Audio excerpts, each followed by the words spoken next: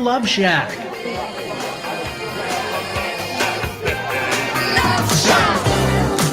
Hey, welcome to the Love Shack. It's a little place where we get together and explore some fresh perspectives, eavesdrop on juicy conversations, and discover the things that really matter while having a little bit of fun along the way. This is episode number 80, The Truth About Being a Family Man in Today's World. This is a conversation that is near and dear to my heart, and I feel like is long overdue. Absolutely. It can be hard to be a father and a lover in today's world, and you want to be there for your family and your partner, but it seems like work and other obligations always get in the way because you're trying to be the very best provider you can be. Very often you feel guilty that you're not able to spend more time with your kids and your partner, and you worry about how the lack of time is impacting your relationship with them. Today, we have a wonderful author who wrote the book Dad on Purpose, Tim Dunn. He's joining us on the Love Shack today, and he's here to explore with us what it's like to be a family man in today's world. And together, we're going to discuss the challenges and difficulties that men face while trying to connect with the ones that they love the most and talk about the many struggles and secrets that men wish they could share with others. I'm essentially going to be asking some questions as the female voice here of the men in the room, and we want to hear from you. In our society, we talk a lot about feminism right now. We talk about a lot of support around helping women become financially viable and how to marry the work life and the kid life, and how there's a tremendous amount of support and conversation that's going on there, and not too many conversations in support of the male role. And oftentimes that voice gets very much discounted. It's almost like there's been a flip, as I see in our society in the last 2 decades, where the woman's voice used to be kind of down on the down low, and now it's kind of changing, and the men's voice I see very much in my practice is kind of on the down low. So today we're going to have this conversation. I would just ask, men, are you feeling alone and misunderstood most of the time? If so, like Stacey shared, this episode is specifically for you. Yeah. And if women, you've ever wanted to know what men struggle with and why it is that they do some of the things that they do, when to you it seems so obvious what they should be doing, well, then this is a great episode for you. Stay with us as we open up a new level of communication and give you some answers that are sure to improve your understanding of men overall. We'll be right back.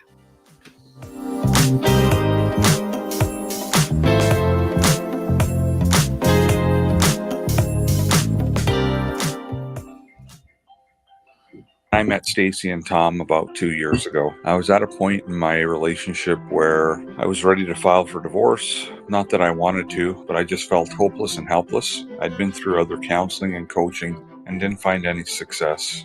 With Stacey and Tom's methods, I was able to eliminate insecurities, set boundaries, plant my flag, eliminate rabbit holing. I was separated from my wife for a year, and I have since moved back home for the last 6 months now. I still refer back to a lot of the teaching that Stacey and Tom provided, and it's helped me. It's well worth it.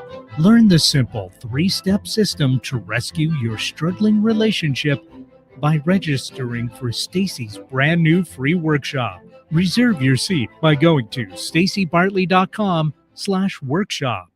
Hi, I'm Coach Debbie from Story U Talk Radio, and I want to encourage you to write your book. Weekly, I offer topics about style and storytelling. I take your questions on our live show every Thursday at 4 o'clock, or you can subscribe to Story U, that's capital U, on any of your favorite platforms.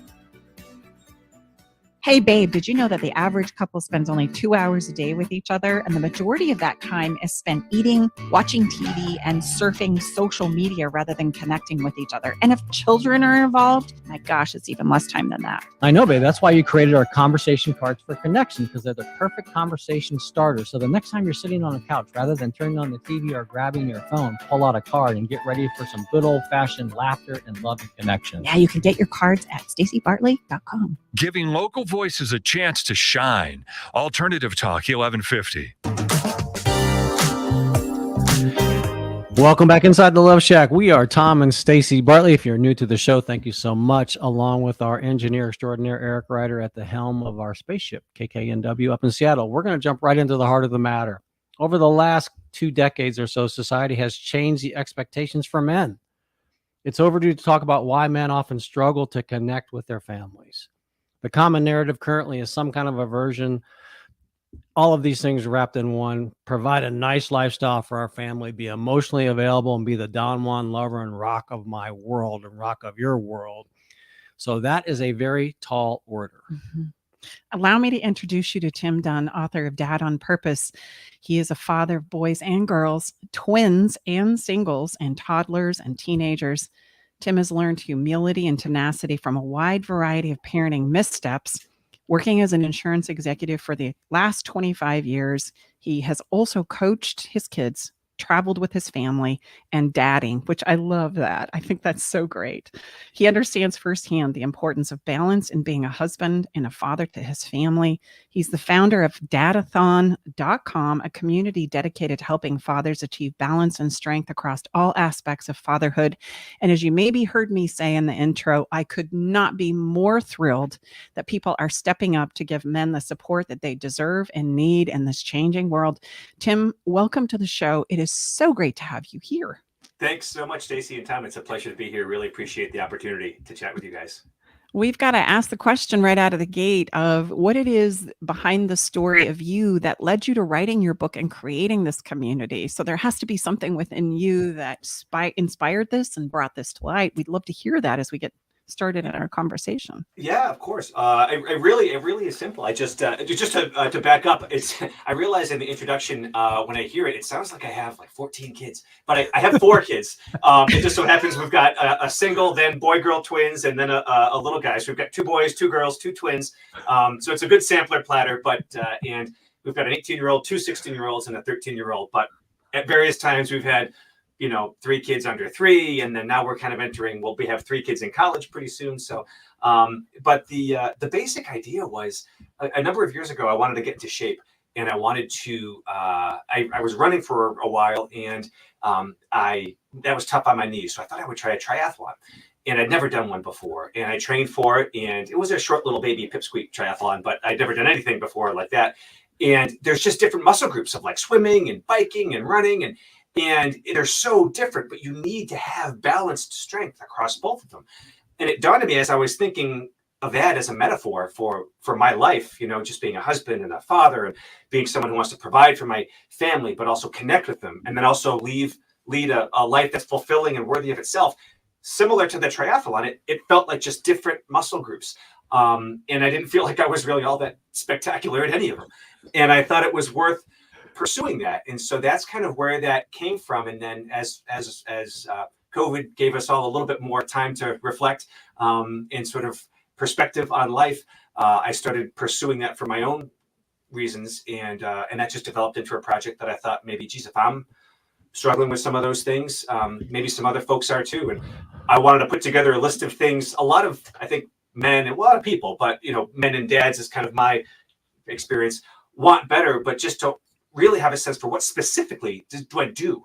What are the options that I can do today or tomorrow or this week to connect better or to provide more effectively or to live a better life? And so that was kind of the genesis of where it came from. And that's where Dadathlon, there's an L in there because it's like triathlon except with dad instead of try. So those are the 3 muscle groups of dadness, connecting, providing, and living. And that's where sort of that brand of Dadathlon comes from. So. Yeah. And I just want to give a shout out to your book. I've read it, and I just want our listeners to know that in your book, you cover those 3 things: connecting, providing, and living with health, joy, and wisdom. And so it gives us this place where we get to jump in and we get to talk about, I see in my practice, and the reason why I've been so excited about this conversation is that, as I said in the intro, there's a tremendous amount of support for women, as they're trying to find their voices, and they're stepping into the workplace, and they're wanting equal rights. And those are all really good things. And in that conversation, also because of the work that I do, it's important for us to be mindful that in that conversation, we also don't minimize the men, because it's going to be very easy for us in the world in which we live in of contrast and polarity to have those roles flip to where now the man's voice is being minimized and being labeled more commonly a narcissist or a control freak, right? And they're the problem now, as the women are finding their voice and rising.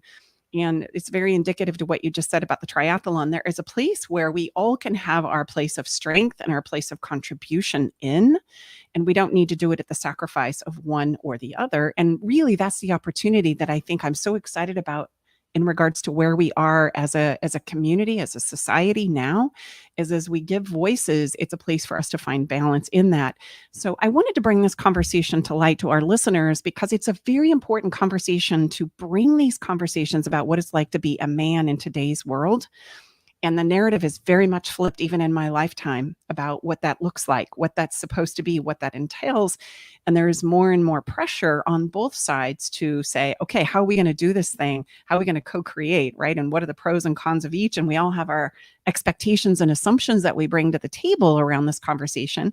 And so as these are unfolding, I would love to hear how you as men are interpreting this and what you do with it. And I think it's going to be a wonderful conversation. So, without further ado, what is it that's most difficult about this triad for each of you personally, right? In the connecting, providing, and living aspect. And I would say living is more of, you enjoying your own life, right? Because there's so much contribution that goes out to family and lovers and a community. And so I think that's an important piece. And I just want to give a shout out, Tim. I love that you threw that in there. So again, what is it that you find the most difficult in that triad as personally, what is it you personally find difficult in this triad? Go ahead, Tim. I'll let you go first. Sure. Yeah, of course. Yeah. I mean, for me, I think the hardest thing for me is balance, and achieving, because it's, I think there's a lot of guys are really good at maybe one and a half or two of those things. Like, I'm providing. I mean, I work 80 hours a week, and I all that kind of my job is the provider, and therefore maybe I'm not as connected with my kids as I should be, or maybe I'm not very healthy. I don't have time to take care of myself. I'm too busy trying to pay for college and working 80 hours a week. But when you back up with perspective, and maybe just widen the aperture a little bit, I think one of the sort of thought experiments that I think is useful is to look back on your life, from the perspective of you as an 85-year-old man. How would that person grade how you're living today? Sort of Ebenezer Scrooge, Christmas Carol sort of a thing. Yeah. And I think it's easy in the moment to be like, I got the mortgage, I got this, but I think that balance is the hardest thing. And I think the sort of corollary to that, related to the voice that you were talking about there, Stacey, I think men don't talk about things as readily or as comfortably as women do. And so I think there's a flavor of isolation, that they go, they sit, they work, they put their blinders on, they stay in their lane, they do their work. And it reminds me, I don't know how recent it is, because you go back and you listen to, you read Thoreau, most men lead lives of quiet desperation, which is a line by Thoreau that really resonates with me. And as I've talked with some of my buddies, it's one that's resonated with them as well. And I think just kind of shaking the shackles off of that and being like, hey, it's okay to connect with people, with your buddies, with your wife, certainly with your kids. I think balancing, for me, if I had to summarize it in one word, that's the trickiest part. I don't know, Tom, if you would agree with that, or what are your thoughts? Absolutely. That was the word I had. Honest to God, I didn't know you would say that, So yeah, balance. And as we know, that's a verb, just like other things, it's, and yes, I've been self-employed my whole life. So I think that just adds another level of challenge to the balance, if you will. Not that working for an employer is easier or harder, but I would say absolutely, Tim, I could not agree more. And then, yes, it doesn't seem to be, Stacey and I were blessed and grateful to spend 5.5 weeks in Italy right before the pandemic at the end of 2019. And my point in sharing that is I've never seen so many men our age and older in every single piazza that we went to. In the evening, there was as many of our age of men and older sitting on a park bench, talking to each other. I turned to Stacey and say, you never see that in the States. Yeah. You don't. And gosh, that's sad, because I think that's, where does one go as a male to share? To share. No, I think you're absolutely right. I think there's something sort of culturally unmanly about sort of just letting that, like, the pressure builds in the tank, and it builds and builds. And the most important thing, have some kind of valve to let that pressure out before the tank explodes. And I think men, at least in the US, or at least sort of in my experience, don't seem to be very good about that. Whether it's social and fun, like, yeah, you go, golfing, fishing with your buddies, and that's a flavor of that, which is good. But Yeah. Sharing some of that, or talking to someone about that, or being open with your wife or with your children, about what you're struggling with or your mistakes. And I think there's something just culturally sort of unmanly about doing that. And I don't think it is. I think, on the contrary, it takes quite a bit of confidence and grit. And not that those are unique to men, but I just mean the things that are traditionally thought of as being manly. I think it takes a lot of courage to be open and vulnerable and let that pressure out. And I think that's also better for your health physically and emotionally, as well. I 100% agree. I see it in our couples where usually the wife is coming in with a long list of complaints, and the man's sitting there going, I'm not quite sure how to handle this. I'm very uncomfortable. And the minute we can normalize the conversation and say, everybody has a contribution here and everybody has a voice that deserves to be heard, right? And we start the conversation with what's working for you and not working for you. And we let each person talk and reflect that voice. There's a place where, I'm so glad I can set this down, right? I'm so glad that this is a safe place where I can let this go. And it's not a conversation about, pointing out all my flaws and all my missteps and all the places that I can't emotionally connect. And a lot of us don't realize the history of where it is we have traversed through in our relationships, male and female. Historically, right, males have been programmed and taught and actually conditioned to not be connected to their emotions.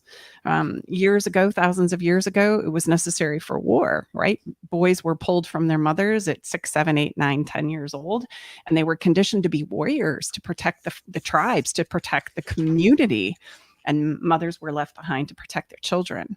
And this conversation continues to get handed down again and again and again, to where ideology and all of our marketing and our pictures, et cetera, are men being strong and protecting us as women and children and providing for us as women and children. And yet men, we fail to remember, are just as emotional and have the capacity to be just as emotional as women. It's just that's not a side of us that we develop, or that they've been given the avenue to develop. And now we're in a time where we get to, we're banging on them, be emotional, tell me how you feel. And they're like, I don't know how to go there. And women, if you ever want to know what that feels like, just try on a man saying to you, hey, baby, do that pole dance and swing around and do that sexy thing for us, because we are generally very uncomfortable in our bodies. And if the emotional experience of that is the same, right? Men are very ill-equipped and don't have a lot of practice in regards to talking about their emotions. And women, we have a tough time talking about their physicality and accepting our bodies and what they are and what they can do, and that place of sensuality. And there's a cross-pollination that happens there, right? Where we can understand the other, because everybody's going, oh gosh, I got to work late. I got to pick up the kids. And it's about expanding our capacity to step into some of those emotional conversations that I think is critically important. And not only that, whose time has come. So I want to ask both of you in this regard, is it still difficult? Is it still something that you find a resistance in when somebody says, just tell me how you feel about this, Tim? Like, just tell me how you feel about this, Tom. Can you go there more easily now that you've practiced? I guess I have two ways of answering that. One is, when it comes to emotions or stresses that I'm struggling with, I'm very fortunate. My wife is fantastic, and up is not strong enough a word to articulate how I married. So I'm very fortunate in having a partner that can communicate and is supportive of me in that regard, and that's huge, I think. And so when, over the course, we're married almost 25 years come December, and we've learned how to kind of communicate that, and that hasn't been a smooth ride. It's, you make mistakes, and I think I've gotten comfortable expressing. I think the first key is being able to express some sort of negative emotion at all, or some dissatisfaction or stress, and clearly and respectfully, in like, this is how I feel. So yes, I think am growing in how to do that. I'm not probably as where I should be, but but then the second way I'd answer that is, I think sometimes men, there are times where men aren't really thinking anything all that mind blowing. There's a Seinfeld skit where he talks about, women. Do you want to know what men are thinking? I'll tell you, nothing. They're just walking around, looking around, and that overstates it too. But that's not false either. There are times where we're just like, yeah, look, basketball. So I think when it comes to the real emotions, I think you need to be comfortable expressing those, especially when they're negative or challenging or vulnerable. And it's okay. I think it's okay to not always be thinking something. If the answer is like, no, I'm not thinking anything. I'm just cool. So I'm not sure if that's a good answer, but I think there's two. I'm not sure, Tom, if you would agree with that assessment as well, or What do you think? Yeah, I would. I think you have to, like you just shared, Tim, having a partner, that has created this. We say in our body of work, really, what you absolutely have to have for really any relationship to flourish is permission and safety. So you just described that. So especially for us men, if you're going to ask us to step up, and when we are having these vulnerable thoughts, especially when they're not maybe top shelf and we're not feeling all that special and warrior like, and to be able to share that, you got to know that your head's not going to be taken off and question, oh, that's not how you really feel. Really? Well, that's how I feel. So, you have to have that. And I too am blessed like you, Tim, to have that. So you have that knowing that I can bring up anything, and maybe it's, no, I'm good. Maybe I seem like I'm off, but I'm good. Like you say, I'm excited for the game tonight, that's all good. I've always have a lot going on. Stacy knows that, but if it's abnormally, she'll ask me and I'll just say, no, I'm good, I'll say, no, here's where I'm feeling off. Can you support me? What do you think? Mm-hmm. Women, something that you need to know is when we ask our men to be vulnerable with us, sometimes we don't think about, are you strong enough to handle what I'm about to say? Mm-hmm. And so if I'm taking everything personal, right, and everything you say is a personalization, and you can't say boo without me going, does that mean you don't love me? You don't think I'm sexy? The truth is out. There is no way that a man is going to be able to open up to you because there is no safety and permission present in the conversation. And if they're going to go there into an emotional nature and they're going to essentially reveal to you, they need to know that you're strong enough to handle it, or they're not going to go there.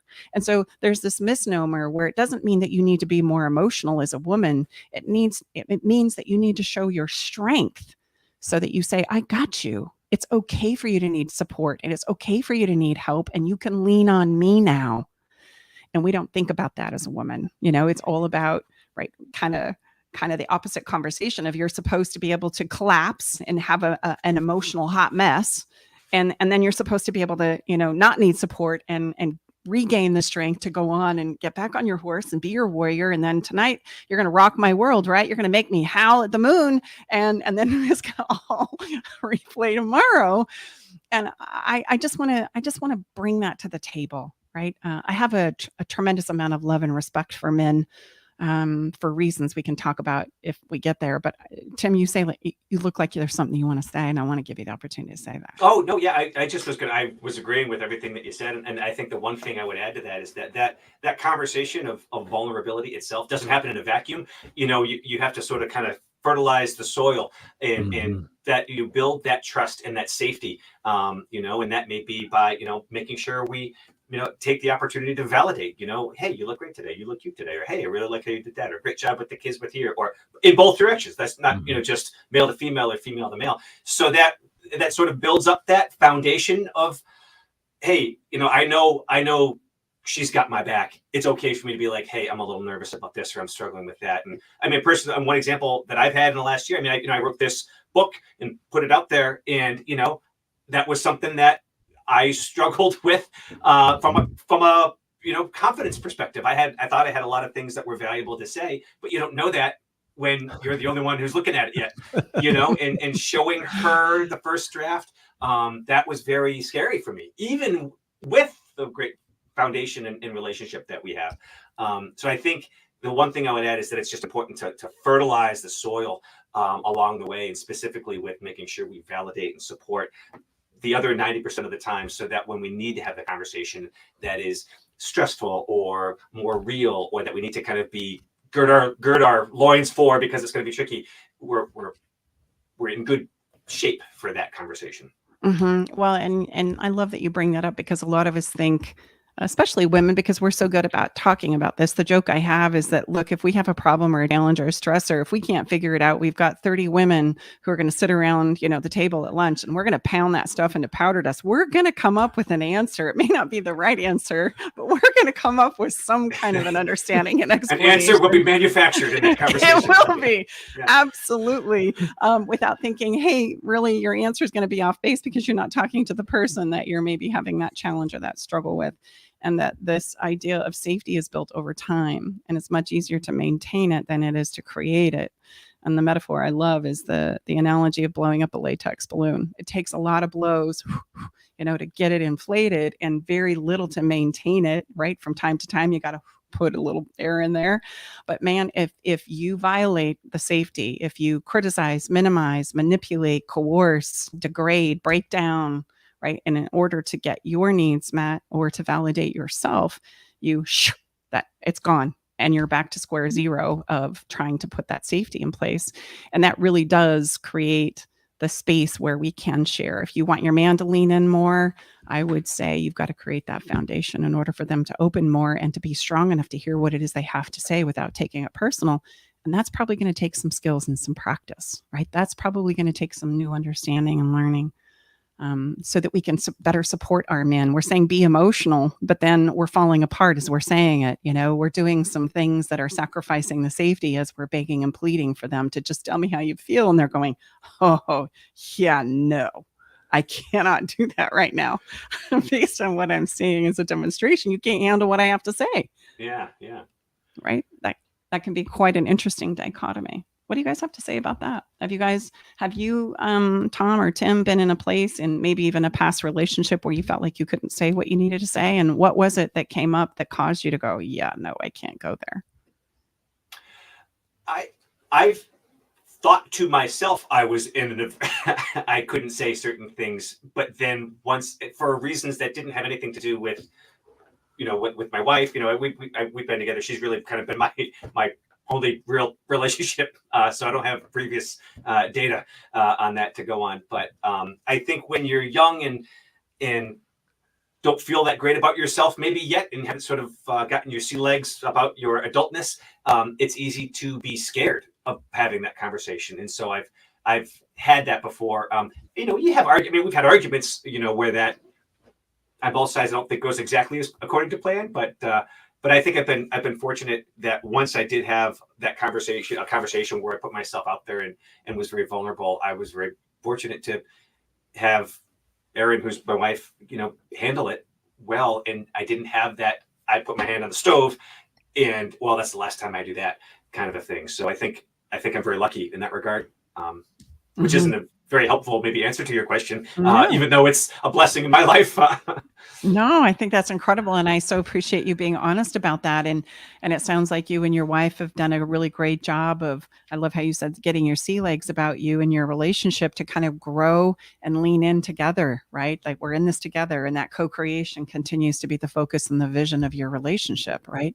Yeah, I don't mean to suggest that it's been, all perfect butterfly. We've had, like, it's that has been rocky along the way, but not in a real sense. I mean, I don't want to make it sound like we're just holding the whole time. And I would add that, like you should, what's important to remember, just like in like using the triathlon, I mean, the way that a triathlete gets successful, as in any kind of athletic endeavor, is through practice. And for some reason in the relationship world, this is something Stacy and I talk about all the time, is great love and great relationships are available for everyone. And the ones that I've noticed and witnessed and blessed to be a part of or whatever is because of the practice and the commitment to the practice, right? Mm-hmm. Same as a great triathlete, same as any athlete. Yeah. So for some reason, there seems to be a disconnect. And we talk about this, if you're listening to our show, over and over. This is a skill-based journey, just like every other thing. And in my view, it's the most important skill-based journey we're ever going to undertake. So then we need to behave like it's important by putting in the time for the practice. So having these difficult conversations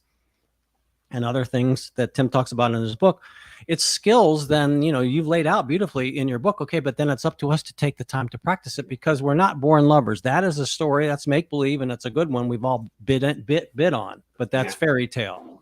right? That's fairy tale. So I would say practice is crucial. And the skill that you talk about is funny, but I just reflecting as you're talking, just kind of reflecting about, oh boy, we're lucky, and we are lucky. My wife and I are very lucky. But I think the one skill that we learned and began implementing early that I think helped us along the way is when we did get into arguments, we learned early to frame things in terms of I feel rather than you are.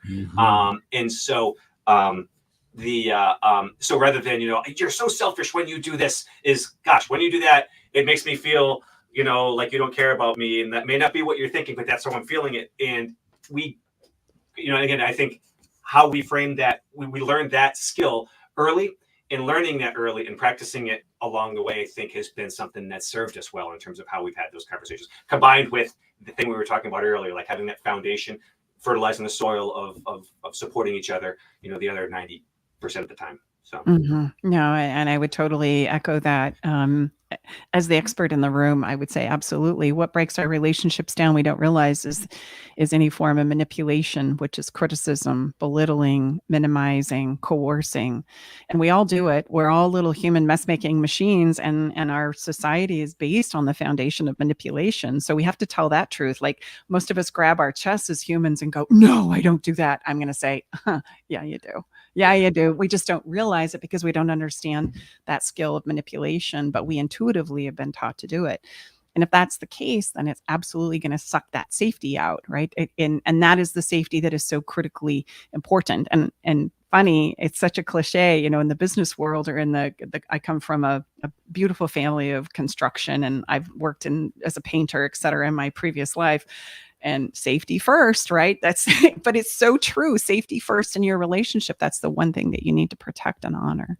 And So Tim, go ahead. I was just going to add one last little thing to Stacey, what you were saying. I was nodding my head the whole time. And when there's times where, one of us has, on the ladder, messed the bed. Yeah. It's important to own that I was wrong. Like I own that. And if you do it, if that's something that you do in front of the kids, then own that in front of the kids so that you're modeling, look, I was wrong. That's not the way Dad should be speaking to anyone.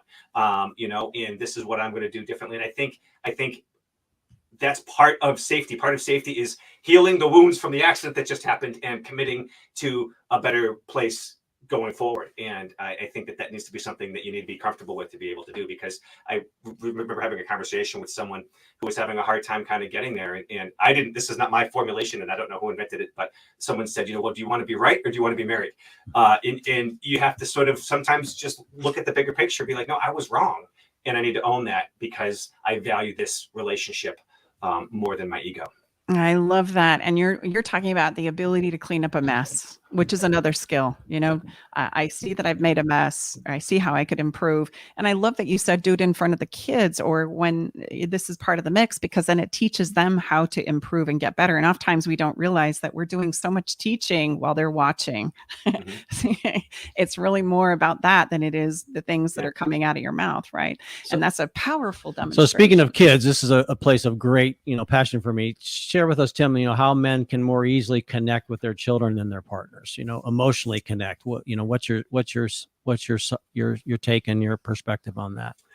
Honestly, I think the simplest answer is to just decide to make it a priority. I think it's easy to just go through the routines of daily life and you just keep doing what you always did because that's what you always did, and you keep doing it, which the whole sentence is circular in your whole life. Is I think deciding that you want to connect with your daughters and your sons and your wife.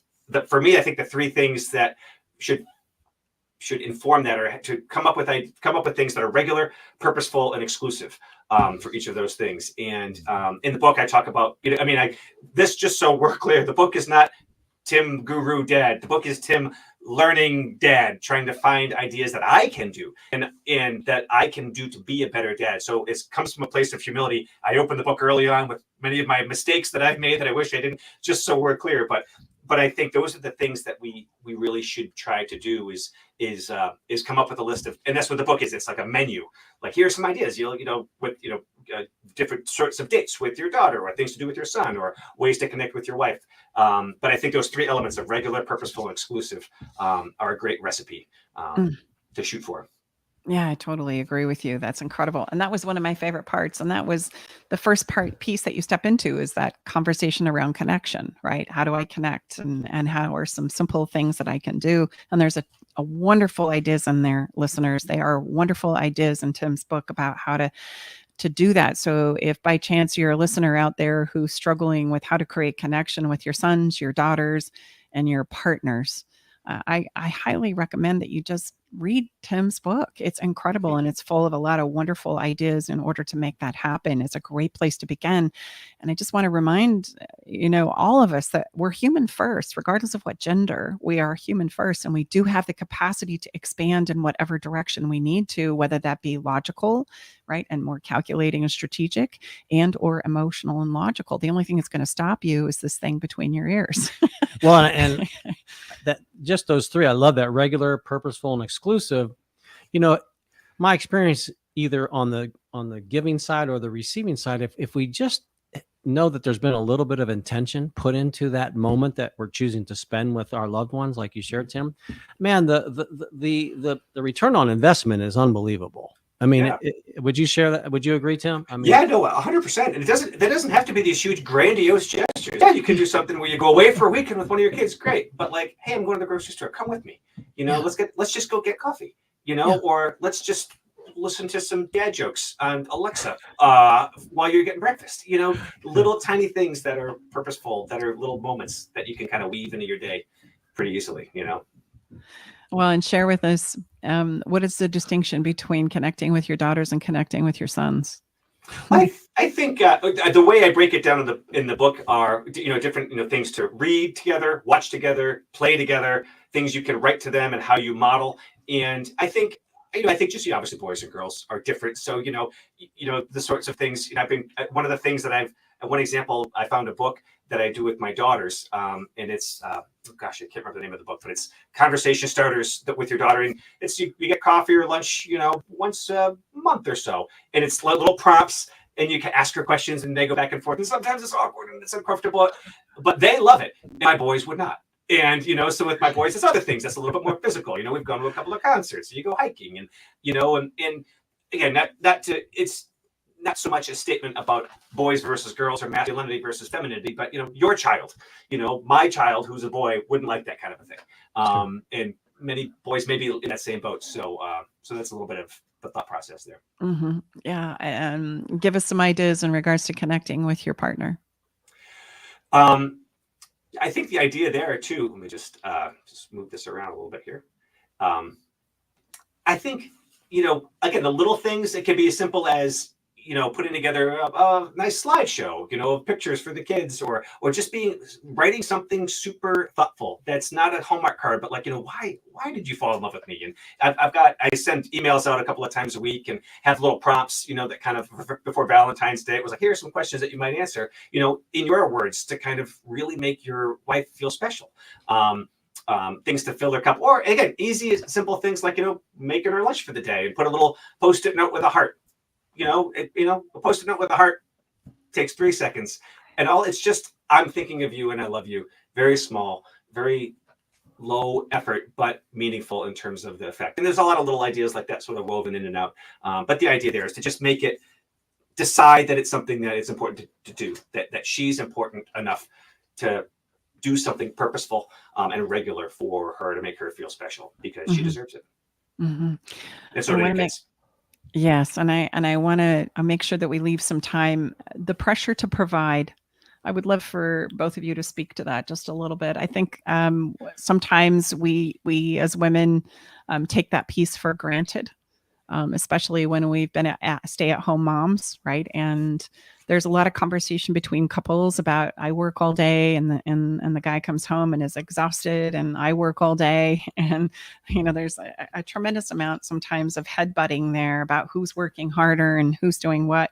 So I want to, with the last few minutes that we have here in our conversation, let's talk about the providing piece for a minute, and have you share with our listeners, what is it you would want women to know about what it takes to provide, and what your experience there is. For myself, that probably is the single largest source of stress in my life that I feel. And I don't think men are probably all that different from me who have kids. And it's societal, it's generational. I think back to, I promised my father-in-law I would take care of his daughter, and then his grandkids would want for nothing, and then you look left and right and your neighbors are going on vacations, but you got college. Like it's three-dimensional stress just soaking its way into your liver every day. And I think I had a conversation with Erin once, my wife, and about this. And I'm like, and I think I started to express it like this. And she's like, I had no idea it was that much of a weight for you. I'm like, yeah, it's the thing that wakes me up at 3. At one point, I talk about the book. You're running, trying to pay for college. Holy cow, the ER, and you wake up and you're like, okay, if I fall asleep right now, I'll get 3 more hours, before 6 o'clock. And that, again, that's not unique to men either, but that's the source of the stress I think about men trying to fit 10 pounds of work in a 5-pound week and accomplishing 6 pounds of work and feeling crappy that you didn't get 10 when you did 20% more work than was feasible in that week. And then that becomes a stress and a source of failure, like, just constantly moving. So I guess that's how I would answer that. What about you, babe? No, Tim and I seem to be wired very, very close to the soul, if you will. Yeah. And then on top of all that, then how about me? How about me feeling good about just me? I've shared with you many times, I feel like a lot of my life, again, has been interrupted. Well, could I just have a little quiet time for myself? We shared on our show here, you're a large package, Mrs. Bartley. So not only and baby, I'm worth it. Right? Yes. Oh, yes. Oh, yes. But so there's a lot that I stepped into. And look, I fully, but I understood, but I didn't understand. And so little did I know what was, just as well I didn't know when you and I said that we're going to step in and let's do this, so, we've got eight children combined and 13 grants. So, that's 21 human beings. You just run the numbers. I'm a numbers guy. Invariably, someone's going to need something, Yeah. and so yeah, Tim, the pressure, and I just come from an incredible lineage of very responsible men that provide for the family. And this is a place of great importance for me because I was blessed and grateful to have. And my father died when I was very young, but left us with life insurance. And then most of my influence comes from my wonderful mother. But nevertheless, it just seems to be embedded in our DNA and my family lineage that this is, and so, yeah, I couldn't have said it any better than you, Tim. It does wake. Stacy knows it wakes me up. She'll say, you weren't sleeping last night. Tell me what's going on. And I said, you don't need to ask what's going on. What. Exactly. And so, ladies, if you're listening to this conversation, there's a mindset out there that if I earn money, it's my money, and I'm going to leave the providing and all the bills and all the responsibility to my man. Okay. And if you wanted to give your man a gift, if you truly wanted to rock his world, you would step in and say, how can I contribute? How can I support you? And how can we maybe tag team this conversation around providing and money? Right? We are very willing, admittedly so, to bring dreams and hopes and things that we want to do and accomplish for our children and for our relationship and for our family at large. But sometimes as a woman, we don't think about what that takes to provide. And if a man hears, we want to do this, and then we're going to do this, and then we're going to do this, it's been my experience that all of a sudden, and you guys confirm this for me, they start running the numbers. Okay, that's how am I gonna, and then there's the time component to it. It's not just so much the money time, it's how am I going to take the time to step away from work, right? And Tom, being an entrepreneur, that's always a battle. He's always saying to me, Stace, you're expecting me to pay for it and then show up at the party refreshed and able to have a wonderful, fantastic time. And I'm sorry, I just have a difficult time going between those two worlds, right? And so if we really take that to heart, women, that is a huge gift we could bring to the table of saying, I want to participate in this with you. We are coming into an age, thank goodness, where we can earn or sometimes out-earn men in this conversation.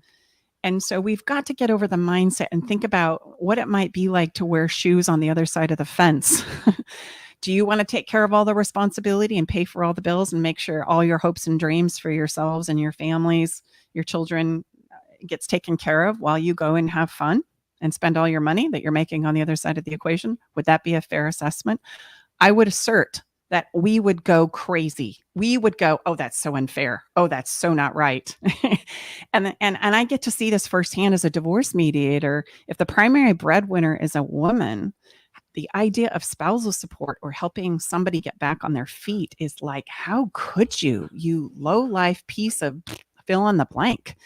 But if the roles are reversed and the man is the primary breadwinner, the females are going, okay, we all know how this is going to go. You know, how much are you going to pay me? Let's calculate the numbers, right?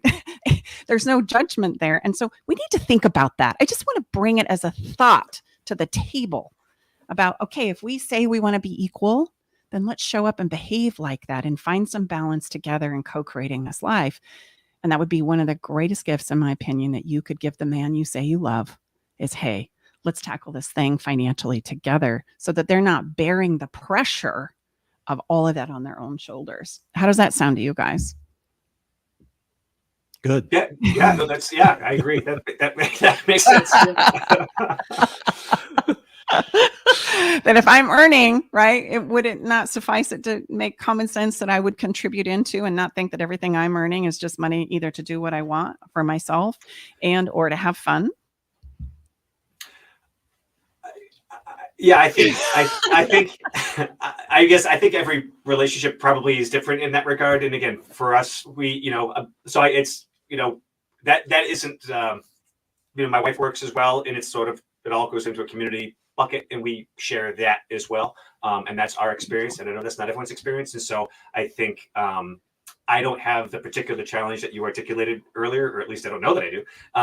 But I think that's one.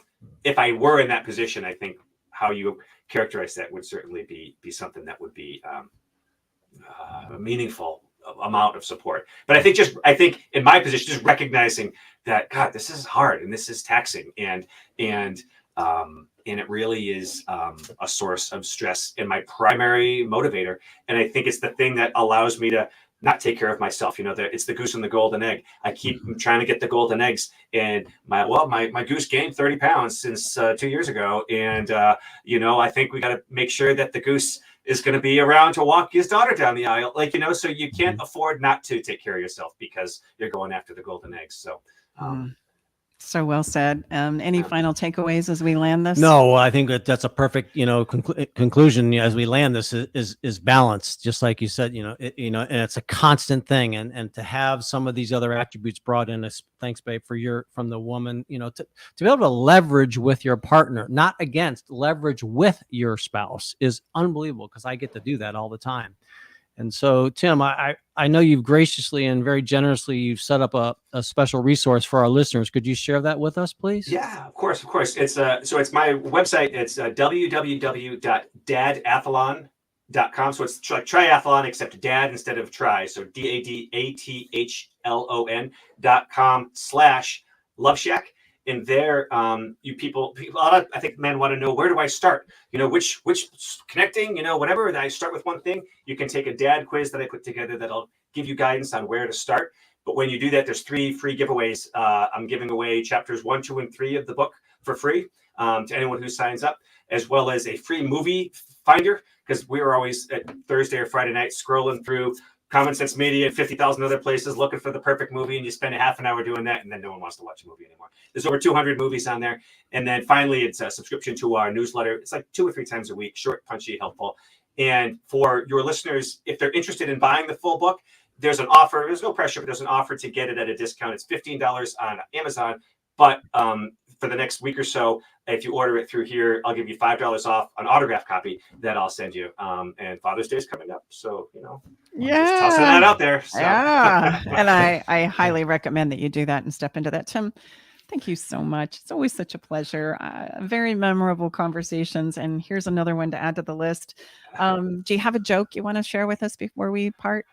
About being a dad or a father, or I guess a dad joke would probably be the best way to go. And we do those in the mornings, and so I like to say mucho to my Spanish speaking friends.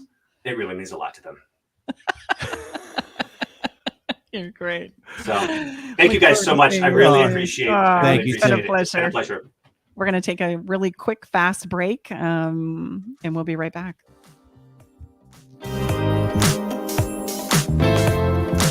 Hi, I'm Stacey Bartley, the author of my new book, Feeling Like Marriage is Dead, a divorce mediator's guide to ensuring a lifetime of love. In this book, I integrate a no-nonsense grip on reality with a compassionate understanding of human behavior to provide you with a systemic approach to marital bliss that is easy to understand and implement in your life. Read this book to find out how to make marital magic happen. And you can do that by going to lifetimeoflove.me. Again, that's lifetimeoflove.me. Make us part of your daily routine. Alternative Talk 1150. Well, it's time for a little bit of fun, right, babe? And I've got a really good one this round. I'm going to tell you what.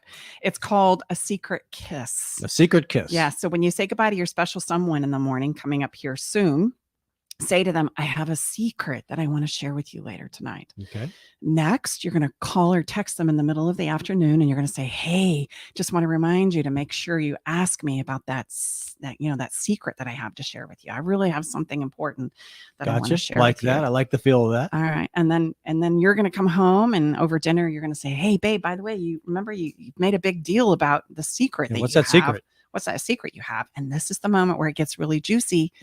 I'm going to bend over and I'm going to give you a kiss, and I'm going to whisper in your ear, you are the secret. I want you to know that I love you and you're amazing to me. And here's why. And I'm going to give them a little bit of fairy dust. If you're in our world, you're going to know what that is. If you're not, it's going to be acknowledgement of, I appreciate you for, all you do, for being here for me, to listening to me do this. And I love you. And give them a kiss on the cheek that then can quickly move to, the lips. Long, slow, passionate. I call it the secret kiss. What do you think? Love it. Yeah. So your secret, you have a secret for me? No, come on. It's the other way around.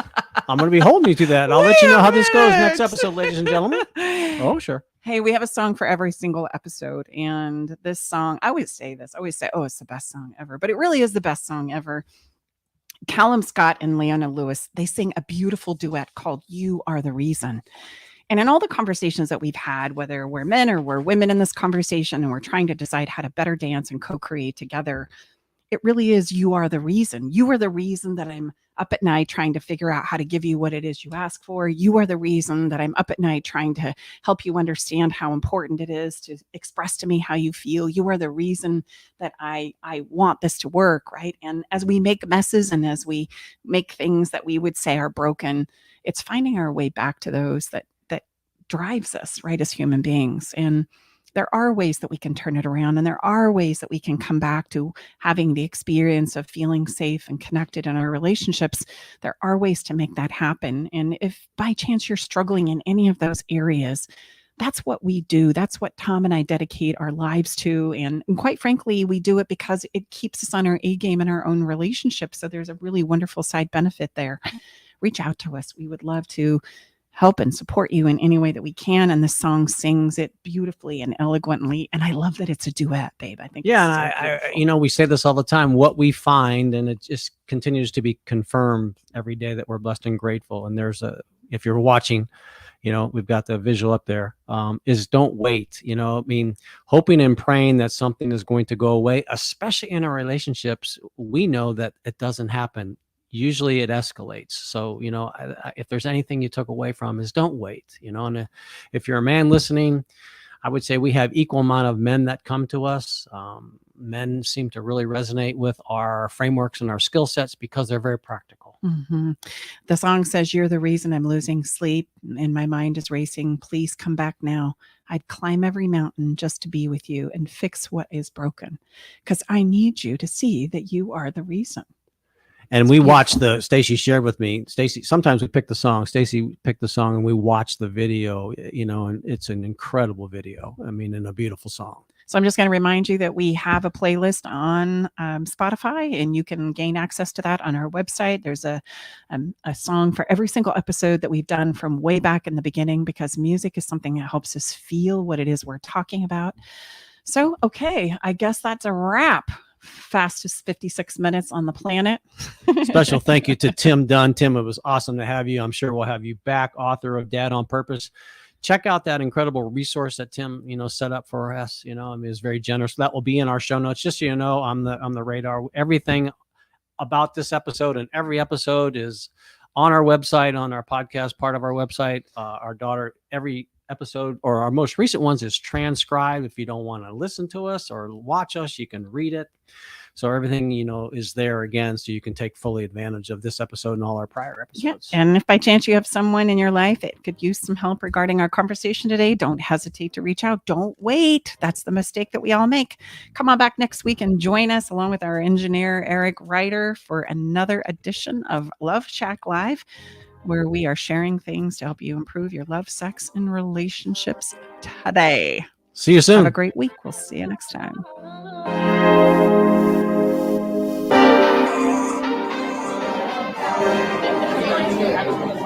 Thanks for joining us today in the Love Shack.